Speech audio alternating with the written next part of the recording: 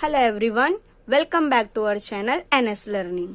आज के इस वीडियो में हम प्रॉपर्टीज ऑफ कॉन्ग्रुएंट सेगमेंट पढ़ने वाले हैं। उससे पहले मैं आपको बता देती हूँ कॉन्ग्रुएंट सेगमेंट क्या होता है।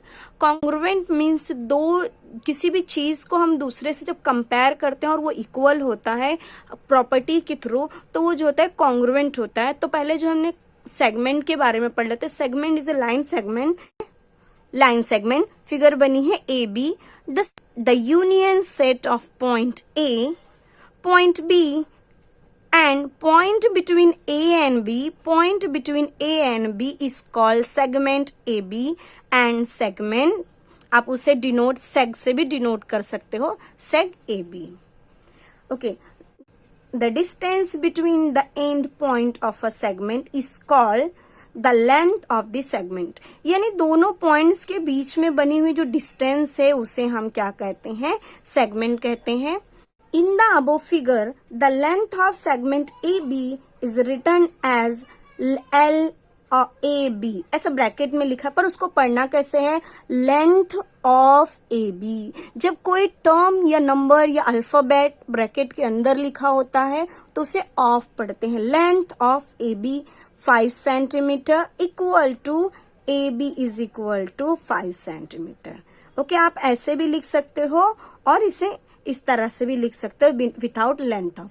लेंथ ऑफ इसलिए लिख रहा है क्योंकि वो बता रहा है कि उसका लेंथ जो है दिया हुआ है। ओके, आई होप आपको लाइन सेगमेंट समझ गया होगा। अब रही बात कॉन्ग्रुएंट की। कॉन्ग्रुएंट का मतलब होता है कोई भी लाइन, ट्रायंगल या कोई भी फिगर किसी खास पर्टिकुलर प्रॉपर्टी के इक्वल है, उसके साइड्स इक्वल है, लेंथ एंगल के थ्रू जो इक्वालिटी हम चेक करते हैं उसे हम कॉन्ग्रुएंसी कहते हैं, यानी कॉन्ग्रुएंट। ओके, कॉन्ग्रुएंट की साइन जो है इक्वल की साइन के ऊपर ये टिल्डा का जो है साइन है, इसे टिल्डा कहते हैं। ये कॉन्ग्रुएंसी की साइन है। अगर आपको बताना है कि कोई लाइन जो है कॉन्ग्रुएंट नहीं है तो आप उसे कट कर दोगे तो कॉन्ग्रुएंट नहीं है हो जाएगा, ठीक है, it is not congruent.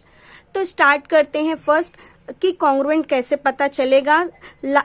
Segment A B is congruent to segment C D. क्यों?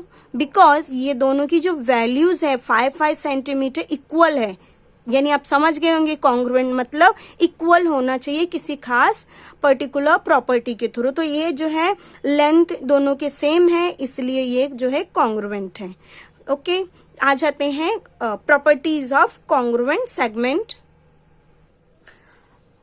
Properties of congruent segment. There are 3 types of properties of congruent segment: reflexivity, symmetry and transitivity. तो सबसे पहले जान लेते हैं कि रिफ्लेक्सिविटी क्या होती है। रिफ्लेक्सिविटी में जो है हमें एक ही लाइन सेगमेंट की जरूरत होती है, सेगमेंट ए बी, जो खुद के ही कॉन्ग्रुएंट होगा, यानी segment A B is congruent to itself A B. Okay, segment A B is congruent to segment A B. यानी आप फ्लेक्सिबिलिटी की प्रॉपर्टी समझ गए होंगे कि कोई भी सेगमेंट खुद से ही खुद के कॉन्ग्रुएंट होता है, उसे हम रिफ्लेक्सिविटी कहते हैं। नेक्स्ट है सिमेट्री। हमें 2 सेगमेंट की जरूरत होती है, सेगमेंट ए बी और सेगमेंट सी डी। कंडीशन बोलता है कि अगर ए बी सी डी के कॉन्ग्रुएंट है तो ऑटोमेटिकली सी डी जो है ए बी के कॉन्ग्रुएंट हो जाएगा। ओके, नेक्स्ट प्रॉपर्टी हमारी ट्रांसिटिविटी।